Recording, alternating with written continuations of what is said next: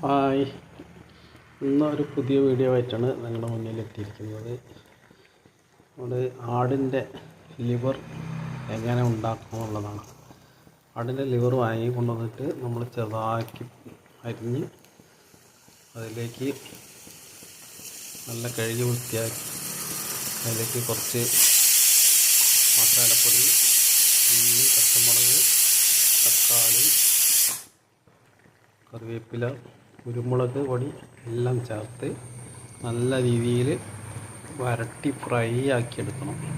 ഇത് നമുക്ക് ആദ്യം ഒരു കുക്കറെടുത്ത് കുക്കറിലാണ് ഇത് ഫസ്റ്റ് വേവിക്കട്ടത്. വേവിച്ചതിന് ശേഷം നമ്മളൊരു പാത്രത്തിലേക്ക് ആക്കി നല്ലോണം ഫ്രൈ ചെയ്യാം.